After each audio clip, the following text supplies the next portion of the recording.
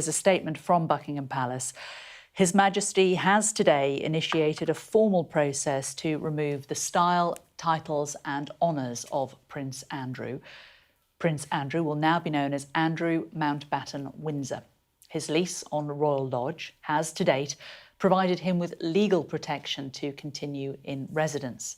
Formal notice has now been served to surrender the lease and he will move to alternative private accommodation.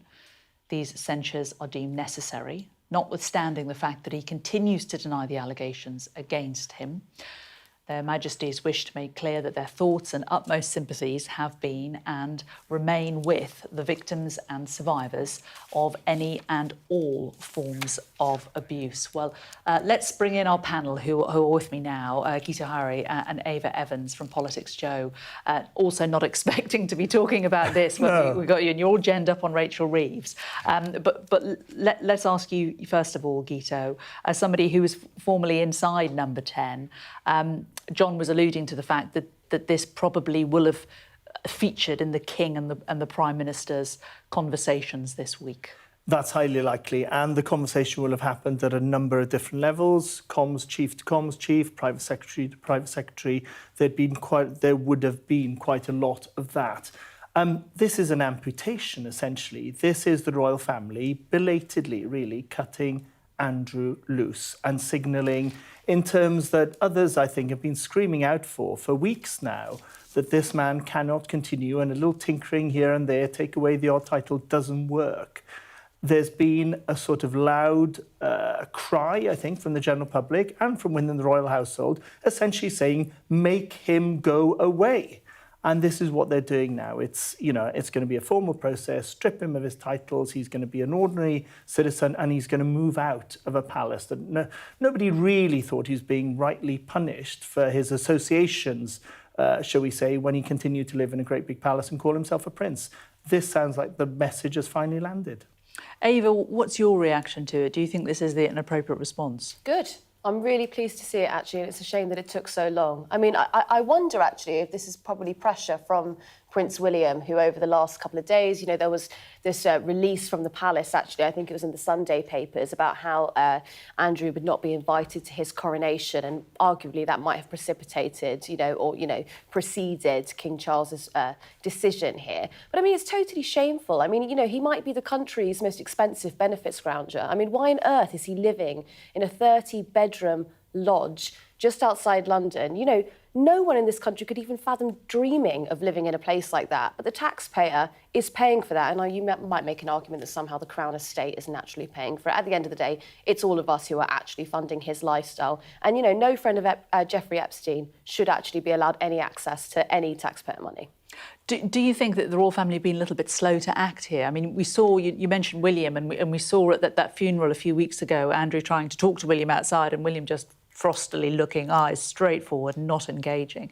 It was clear from the body language that he was furious. Yeah, absolutely. They have been very, very slow. And this is actually really worrying, probably, for Prince William and Kate, because they've been trying to sort of reinvigorate their image and how they're perceived by younger people, particularly around millennials. They've been doing sort of interviews on BBC Radio 1 to make them seem more, ingratiated with people who are under 30, because there isn't the sort of monarchist, royalist feeling amongst that age category. And then you've got someone at the top here, his uncle, acting despicably. If they'd nipped this in the bud earlier on, then perhaps it wouldn't have been rolling news coverage for the past 2 years, and then the monarchy might stand a chance to continue. Part of the problem, Gito, I think, for so many years was when the Queen was still alive, there was much made of the fact that Andrew was her favourite and that she, wanted to protect him. That protection went when she passed, but the royal family didn't act quickly, did they, after she went? They didn't, and there was an excellent piece in the Sunday Times of the weekend just getting into all of that he'd always got away with it because she had a massive soft spot for him, which you understand as a mother, but as a monarch, that's kind of different. And they have been extremely slow on this occasion. I think there's been two problems. One is the associations, that as long as he is deemed to be acceptable with the rest of the gang, the rest of the firm, if you like, then it contaminates them. And so the whole monarchy, I think, has kind of taken a bit of a blow over the last couple of weeks. It's also made the king look impotent, because if you're king of any sort of domain and you cannot order your own brother to move out of your own palace, then what exactly are you there for? And I think it was all starting to get not just nasty, but almost farcical. And so at last, somebody's gone in, taken charge, taken a grip of the situation, and it looks like they are stemming the loss of blood tonight. John, just coming back to you, I mean, the division between monarchy and politics and the state and parliament, it's always been kept separate. It's very unusual for politicians to tiptoe over what the royals should be doing. But do you sense that the pressure that we heard, the fact that it has been raised in the Commons and the fact that there is talk of a parliamentary committee, etc., has perhaps changed things? Well, it looks like that parliamentary committee is now going to meet to discuss the financial arrangements of the Crown estates and so on. I was just thinking, actually, when we read that statement, titles plural, the Labour MP, or I think she's suspended at the moment, Rachel Maskell, the MP for York, has said that he should be stripped of the title of Duke of York. So it sounds as though that's now going to happen. She says that there's huge opposition to him keeping that title in the city of York. Now, in terms of parliamentary debate and so on, well, of course, it is the king, the monarch's parliament. It's the monarch opens parliament every day. Every now and again, we see when we're broadcasting in the central lobby, you see the documents being taken up to the House of Lords and so on, and bills getting royal assent and all that sort of stuff. So yes, I mean the monarchy has a role in Parliament. Now, of course, the Speaker would come down very heavily on any MP who overstepped the mark in criticising the monarchy. But I'm pretty sure that it will require some legislation, and I wouldn't be surprised if has to be a statement from the Prime Minister in the Commons on this. Probably on Monday. The House is sitting Monday, Tuesday, Wednesday. There is a mini recess coming up. But clearly, what's said in that statement about stripping him of his titles must go before Parliament, I would have thought. Unless there is another way that they've perhaps worked out that can be done. My correspondent Molly Malone has just joined us in the studio here. Molly, are you able to tell us anything else apart from this very basic statement? Well, what we do know is that it seems to be happening at pace. It sounds like they feel that parliamentary time, it takes a long time to do what they'd want to do, and actually they feel potentially that, urgent national issues need to be addressed by Parliament, and actually they want to speed up the process. We know that, as we know, it's been weeks of mounting pressure and controversy surrounding Prince Andrew. We now know that two things have happened. One, he's set to leave Royal Lodge. We don't know the timescale for that. It's not immediately clear. They're essentially, we think, saying as soon as is practically possible and as soon as they can make arrangements for that to happen. I think I understand that Sarah Ferguson's arrangements will be separate to that. It will be for her to make her own arrangements. And we also now know that he'll be known as Andrew Mountbatten of Windsor. We know he gave up his Duke of York title earlier in the month, saying that continued accusations about him distract from the work of His Majesty and the royal family. But this has been, as we know, continued pressure for him to leave his home over his relationship with Jeffrey Epstein, the convicted paedophile. It's worth saying, of course, we know that he's long denied any wrongdoing. Molly, thank you very much for that. The government can rush through legislation quickly if they want to. We've seen it happen. They can, but things like all sorts of other things. Indeed, as well. Let's bring in our royal correspondent Laura Bundock, because she might be able to shed more light on all of this. Laura, what else are the palace saying? We've had this very official statement. I know that you will have spoken to them separately. Anything else you're able to tell us at all about what arrangements are now being made? Yeah, well, I mean, I think first and foremost, it's clear that the King wanted to take decisive action about this. And that is exactly what we're seeing now. That pressure just hadn't gone away. Even when Andrew, as we must now call him, decided that he was no longer going to use those titles, he still kept them. And I think that irked so many people, and his continued sort of lease connected to Royal Lodge. And I think the pressure wasn't going away. It was becoming too much of a distraction. It slightly overshadowed the King's very important trip to the Vatican last week. And of course, Prince William is due in Brazil for his Earthshot Prize next week as well. So I think this swift move is being taken now. Now, it's interesting how they're going about the removal of the title. So he is, of course, Prince Duke of York, and there are other various titles as well.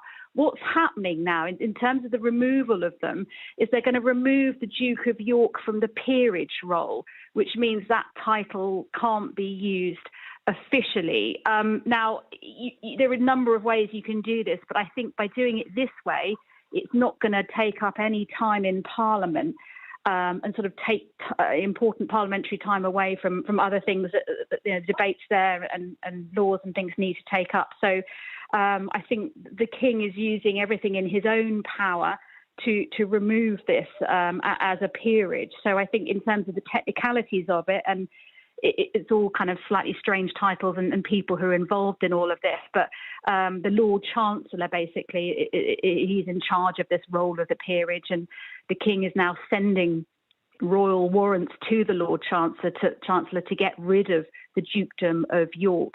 We understand that it was the King who started this process, but Andrew has not objected, and it's going to take effect from now. So he will no longer be Prince Andrew. We will simply be calling him Andrew Mountbatten Windsor.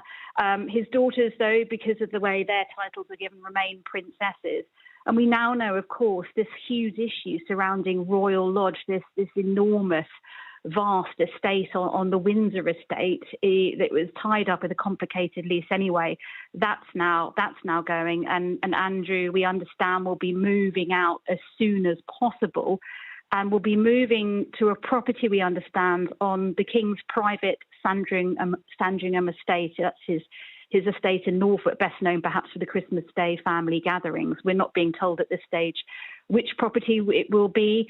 It's a large estate there in Norfolk, but that's where he'll be going. And any future accommodation for Andrew is going to be privately funded by the King. As for his ex-wife, Sarah Ferguson, we're simply being told that she will be making her own arrangements at this stage. But this is a big story, and like I say, I think that pressure just hasn't gone away following all the accusations, which he has constantly denied. But I think it's very telling in that statement from the palace that the King and Queen wanted to make it clear that their thoughts and sympathies are always with victims and survivors of abuse. And I think that last sentence says it all, which is why the King has taken and made this huge step. Laura, so you mentioned Beatrice and Eugenie. Apologies if you did mention her and I missed it, but what happens with Sarah Ferguson? Is that clear? So all we understand is that in terms of her living arrangements, I mean, she announced when Andrew said he was no longer going to be using the title Duke of York, she wasn't going to be using the Duchess of York. She doesn't use it, actually, but it is connected with her anyway. Assuming that dukedom is being removed from the peerage role, then she will no longer have any association with that title. In terms of where she lives, she's making her own arrangements. By that, I read she won't be moving to the Sandringham estate with Andrew, but it's unclear where she will be. They have this unconventional arrangement where as ex-husband and wife, they live in the same house but in different sort of wings of it. It's a large property, but that coexistence could well be coming to an end. What it means for their future, I'm not sure, but yes, certainly in terms of the two daughters, Beatrice and Eugenie, they remain princesses. That isn't going away because of how those titles are awarded. OK, Laura, thanks so much for giving us all that fresh information so quickly. Laura Bundock, our royal correspondent there. Let's now turn to royal commentator Alistair Bruce, who joins us now. Alistair, Laura's given us a lot about the minutiae, about the nuts and bolts of this decision, but let's take a step back. You know the royal family well. How difficult a decision do you think this will have been for the King? This has been something that's been growing for some time. The King is very aware that public opinion has been extremely clear. There is no love at the moment for the Duke of York as he was. He had become Prince Andrew already, and it is imperative that the King moved, and he has done tonight. And he's made it very clear that using whatever advice he's been given, he will see to it that Prince Andrew is cleared of all titles and styles. And the style, of course, was the fact that he was born a prince and called Royal Highness, but that will all be removed. And the King can do that through a letters patent. It is, after all, through the letters patent that when he was born, Andrew was given a princely title and was called Royal Highness. And it was then Elizabeth II who made him a duke, an earl, and a baron, 3 peerages which have already been put into a place of disuse and now will be removed completely. And then, of course, he's been a Knight Companion of the Order of the Garter and a Knight Grand Cross of the Royal Victorian Order. Both of those are being expunged because the king can do that as sovereign of each of the orders in accordance with the statutes of those orders. But I think, within the family, this issue, which the king has referred to, is so deeply marked by the King and Queen's abhorrence for what has happened to people and what they have suffered. And I think that the king is reacting in a way to deal with something that has been sat there for some time and which has come to its height, particularly following the publication of that book.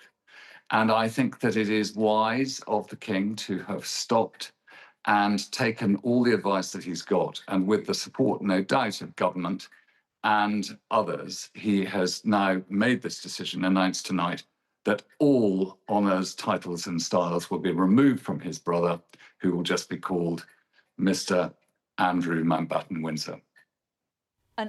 And Andrew, one thing that we know was an issue for the royal family was the fact that it was proving to be a distraction around the time that the king went to meet the Pope, and it was even a distraction this week when the king was visiting, I think it was Lincoln Cathedral, and there were people shouting from the crowds about it. There were lots of other people who were telling this person to shut up and to sing their hook, but it's not what the king wants to hear when he's on a walkabout, is it?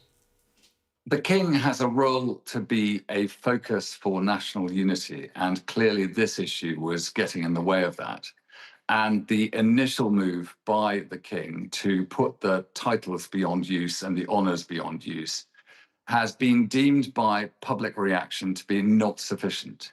And I'm sure that however much a brother wants to look after a brother as a brother, it is quite clear that in the business of kingship, more needed to be done. And the king has now acted, and this is literally an expunging. It'll take some time, I've no doubt.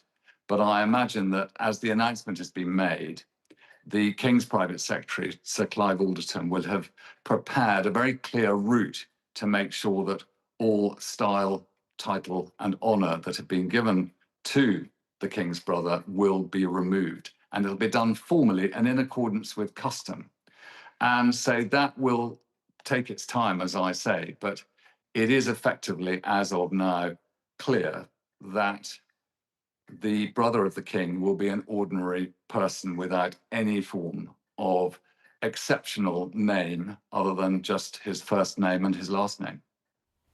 Alistair Bruce, thank you very much for the time being. Let's return to our royal correspondent, Laura Bundock, who joins us over the phone now. And Laura, we talked to Alistair about how difficult this will have been for the king. Perhaps a less difficult decision in regards to younger members of the royal family. Specifically, I was thinking William and Catherine. Yes, I think Prince William obviously is close to both of his cousins and will know that for Princesses Beatrice and Eugenie, this will be an incredibly difficult time. Think of the family as you will, but they have always come across as this very close-knit family, like I said, with an unconventional living arrangement with both Andrew and Sarah Ferguson living in the same house. But that is how it's always been presented, that they are close to each other. And I think it has been hard for the family to have to put essentially the firm over family here. So for the king to have to take this action against his own brother will have been a difficult one. It won't have been an easy decision, and I'm sure those discussions were not easy ones for the two brothers to have had.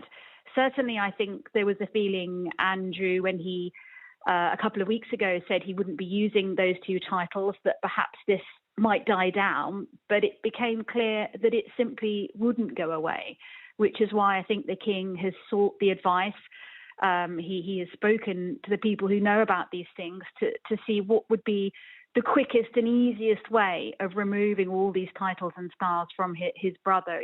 We understood, there was one route through Parliament. It would require an act of Parliament, but there is an alternative method, which it seems is now being enacted. It is a formal process, but what the King is doing is asking the Lord Chancellor to remove the Duke of York from the peerage role, so it doesn't have to go through the Parliament in the same way as had been discussed, therefore not taking up valuable time in government. So by taking the Duke of York, the dukedom from the peerage role, that title can't be used officially. Now, as I said, but there is a real distinction here, because before Andrew said he wouldn't use the title, this means he won't have the title to use. So it is an incredible fall from grace. I think we just need to look at the man who was once a global ambassador, a business ambassador for Britain, jetting all around the world at one point. He was a decorated war hero. He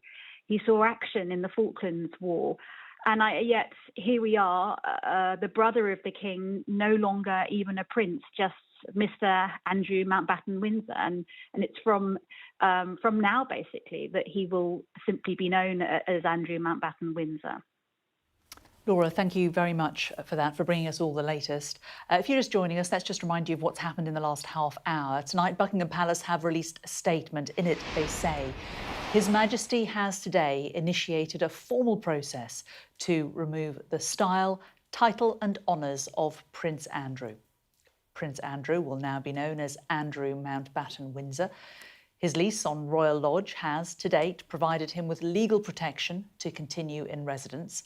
Formal notice has now been served to surrender the lease, and he will move to alternative private accommodation. These censures are deemed necessary, notwithstanding the fact that he continues to deny the allegations against him. Their Majesties wish to make clear that their thoughts and utmost sympathies have been and will remain with the victims and survivors of any and all forms of abuse. Well, let's return to our political correspondent, John Craig, who is sitting next to me now. And John, we understand that the government was consulted about this and supports the decision that the King and Queen have made. As we were saying earlier, the Prime Minister and the King will have discussed this at the weekly audience. I was interested just listening to that statement once again. They referred to the fact that Andrew denies these allegations.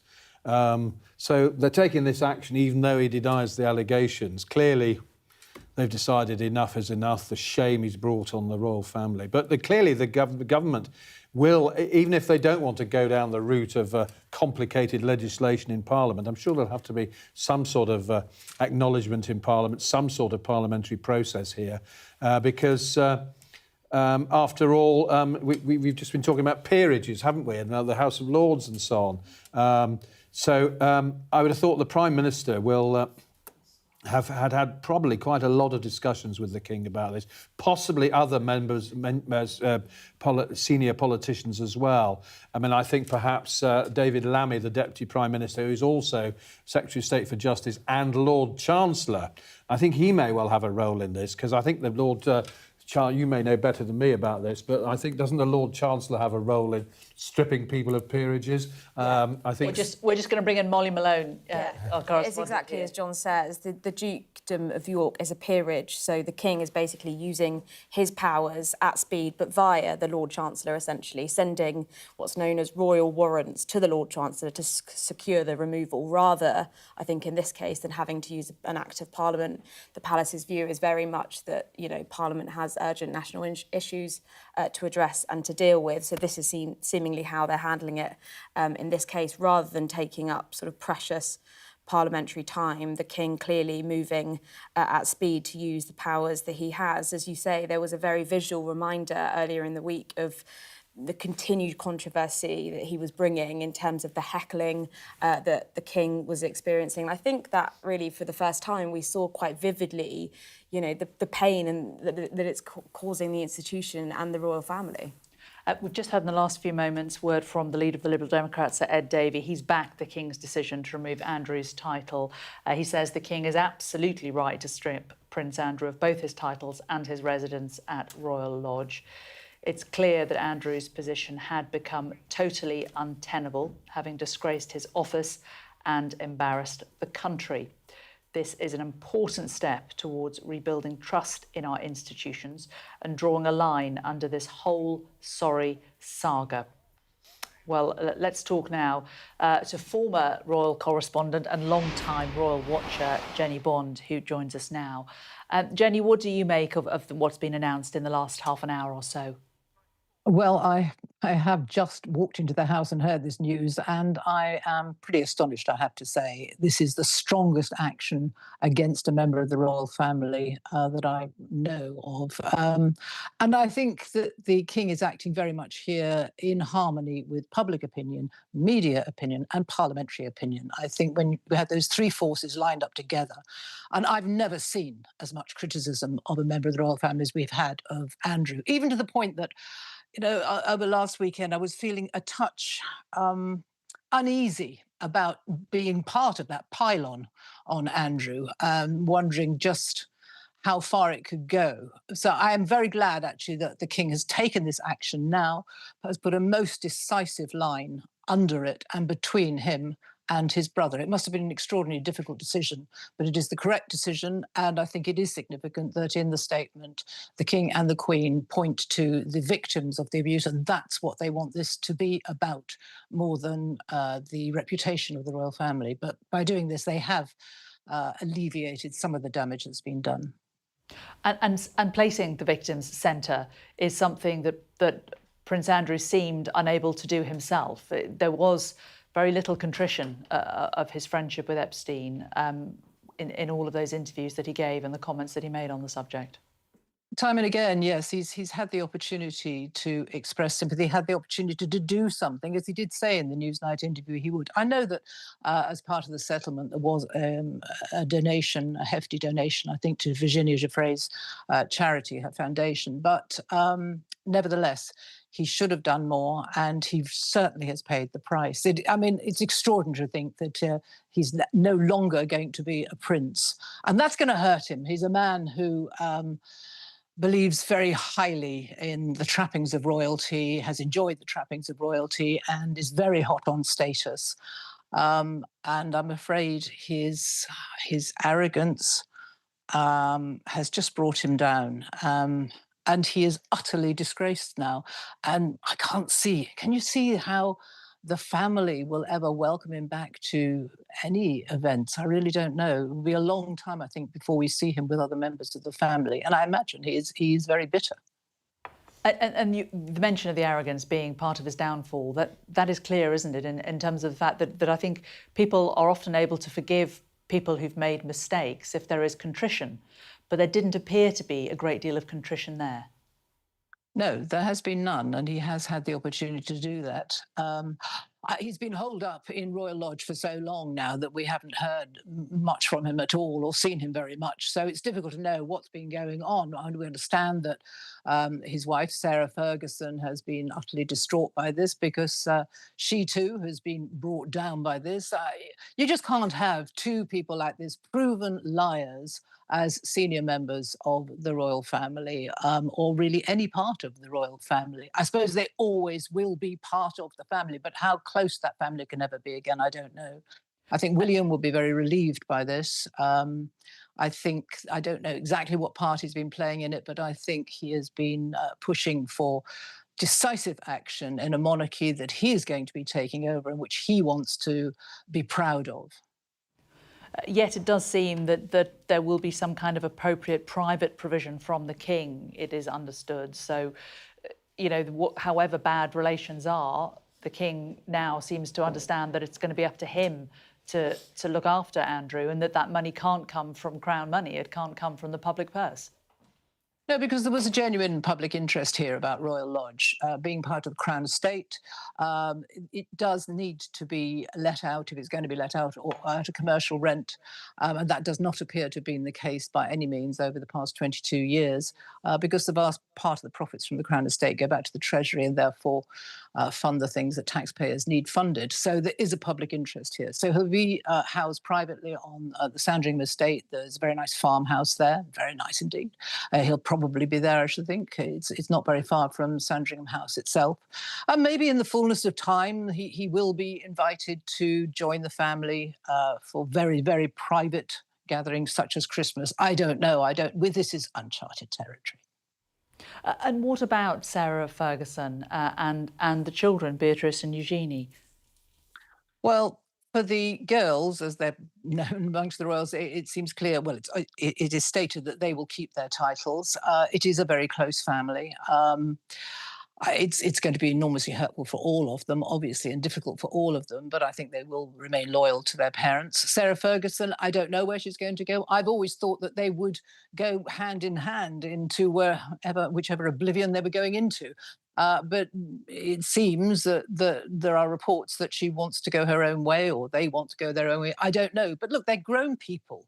They're grown-ups. They have plenty of money by any normal standards, and they should be able to stand on their own 2 feet. I mean, Andrew really shouldn't need his big brother to look after him financially or in any other way, and neither should Sarah expect that her ex-brother-in-law should fund her way of life. I guess that some would argue it'd be pretty tricky for them to go out and get normal jobs. Yes, probably would be, but I cannot imagine they don't have the funds to manage some kind of existence in. I mean, they don't need vast mansions, do they? They can just have, 4 or 5 bedroom, 2 bedrooms houses. Actually, probably would be fine. I've said publicly before, perhaps Andrew, who will get £500,000 under the terms of the Crown Estate lease in reparation for the money he shelled out for the renovation of Royal Lodge. I mean, £500,000, that might buy you a little place in Woking, for example, nice line in pizzas there. So who knows? Being mischievous. We like it, though. Jenny Bond, thank you very much for joining us. Well, if you're just tuning in, let's just remind you of the statement that Buckingham Palace have released this evening. They say, His Majesty has today initiated a formal process to remove the style, title and honours of Prince Andrew. Prince Andrew will now be known as Andrew Mountbatten Windsor. His lease on the Royal Lodge has to date provided him with legal protection to continue in residence. Formal notice has now been served to surrender the lease, and he will move to alternative private accommodation. These censures are deemed necessary, notwithstanding the fact that he continues to deny the allegations against him. Their Majesties wish to make clear that their thoughts and utmost sympathies have been and will remain with the victims and survivors of any and all forms of abuse. Well, let's return to our panel, who are joining us here in the studio for Politics Hub, expecting to be talking about Rachel Reeves and her housing woes, Gito Harry, formerly from Inside Number 10, and Ava Evans from Politics Joe. Gito, Jenny was talking about Prince Andrew's personality and how much of a problem do you think that has been in his downfall? No sort of public sense of horror or outrage at actually what was revealed about Epstein, and no sense of humility about it. I met him a couple of times a long time ago, and he turns up and he's quite affable in a way that a sort of a man educated beyond his intellect can be, and a man without really a proper job, but, seems to be part of the furniture and certain working assumptions. Nothing sort of really offensive about him, but we didn't know then of the associations. And I think what has happened over the years, and there's mounting evidence of this, is that he has really milked that situation for personal gratification, at a financial level to a certain extent, but certainly at other levels as well, that has left people feeling very distasteful, to say the least. I think what's striking tonight, there's not going to be anyone in Parliament who's going to say he's been hard done by. There's not going to be dissent about this. Everyone's going to support what the King has done. But what might happen is some people might not think it's enough. Even this is enough, because humiliated though he is, all of this presupposes there's a working assumption at the heart of what we're talking about tonight, that he has done something wrong. And that wrong is an association, to put it gently, with a notorious paedophile. And there may be some people who say, now that he is an ordinary citizen, if he really is an ordinary citizen, I know what would happen to me if I had associations with Jeffrey Epstein, and a whole lot of files are being released across the Atlantic. Some more files about to be released, we expect, in a few weeks, when a few moves have taken in the States.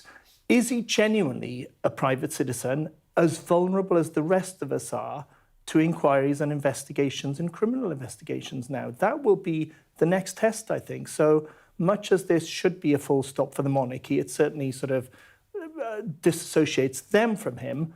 I'm not sure the pain is over for him, Andrew, yet. Ava, I mean, the royal family clearly see him as an enormous embarrassment. Do you think for us as a country he's an embarrassment internationally, or do you think this is something that is just something that us in the UK are quite focused on? I think well, as a country, I think we're very lucky that the current president of the United States was also pictured with Epstein on various occasions, because had he not been, then perhaps we might have been punished more fervently than we have actually been.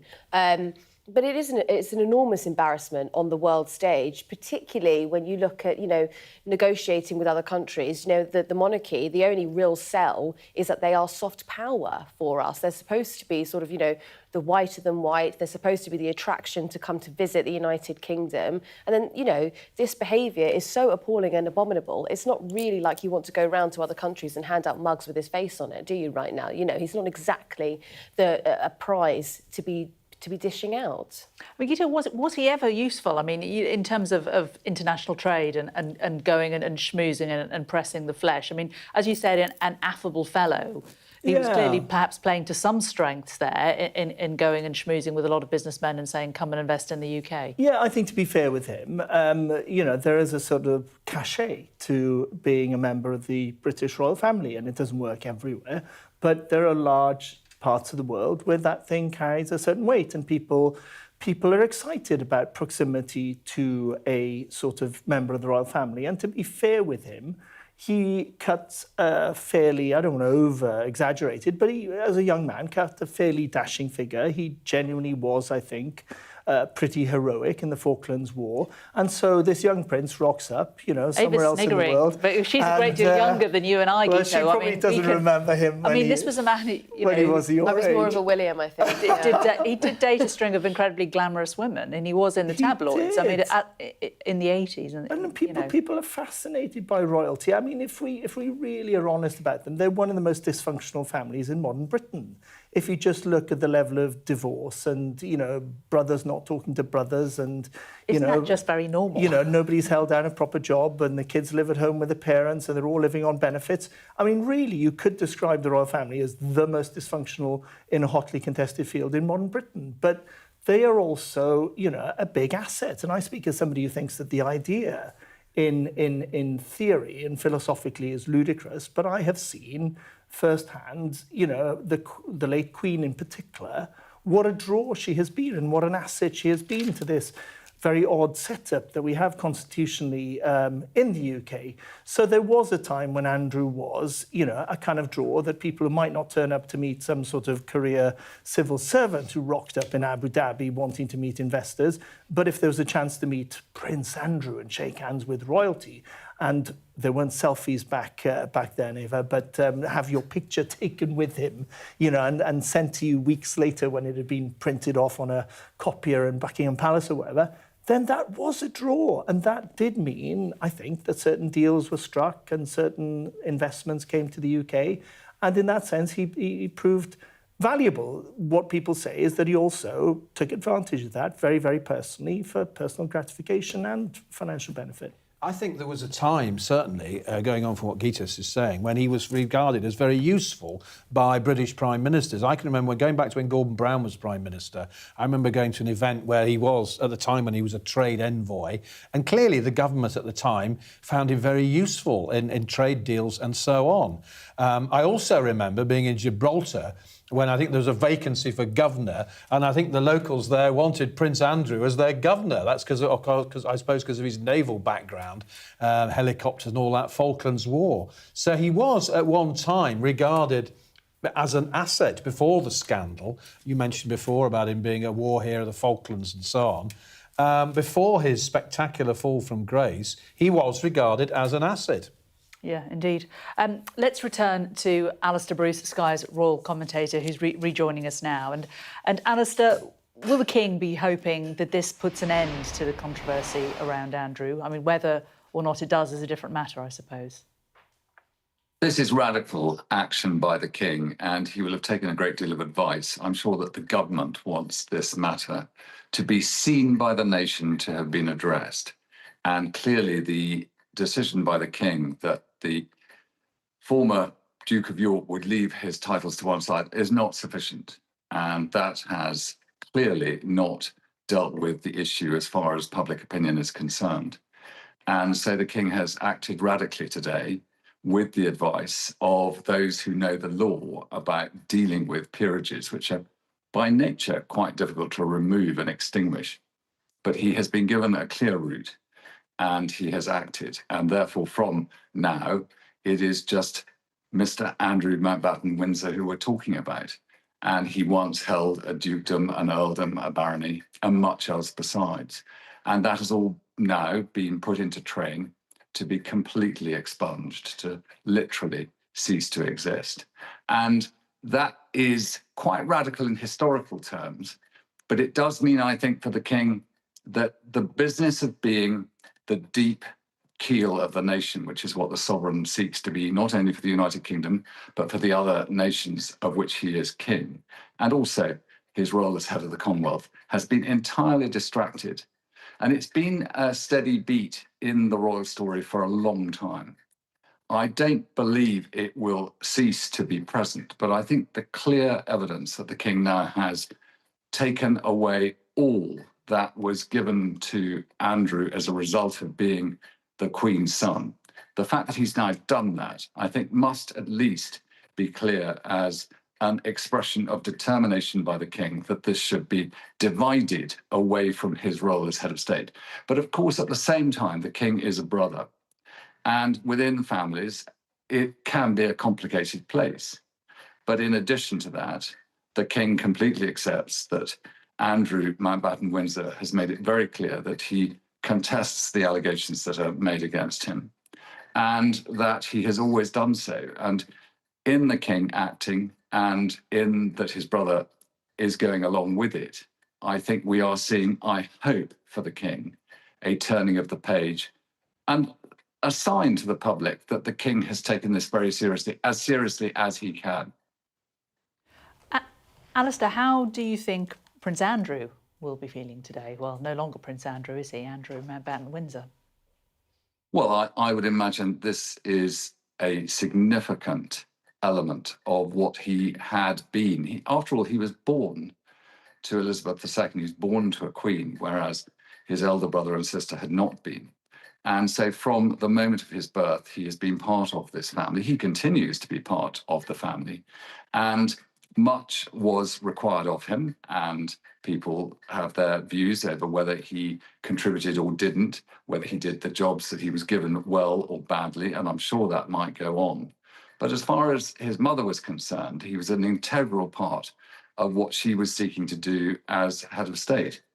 But, you know, this story encompasses so much public opinion, and it is imperative that the king has acted, bearing in mind that, you know, what matters is that he as head of state must be supported by members of his family who are able to work and contribute. Here, clearly, his brother Andrew no longer can. And I'm sure for his brother Andrew, who's been out of the public sphere for quite a long time, although he has appeared with members of the family, and that in itself has been deemed as controversial. We're not going to see him again at any of these events. He is always going to be the brother of the king. He is always going to be part of the family. And Andrew's two daughters will continue to be princesses, although they don't do public duties. But in the end, this will be a significant change for Andrew and a challenge for him to take on, not least losing all of these elements that came to him with birth and with marriage, but also the fact that he's moving from the house that became his at an important point in his life and in which he has lived for most of his married life. Alistair, thank you very much for that. We talked a little bit earlier about the impact it was having on the King's manoeuvres throughout the week. This was the embarrassment that was causing the King. It was a little bit apparent earlier when he was heckled on a visit in Lincolnshire to the cathedral. Let's have a little listen to that. How long have you known about Andrew and Epstein? Have you asked the police to cover up?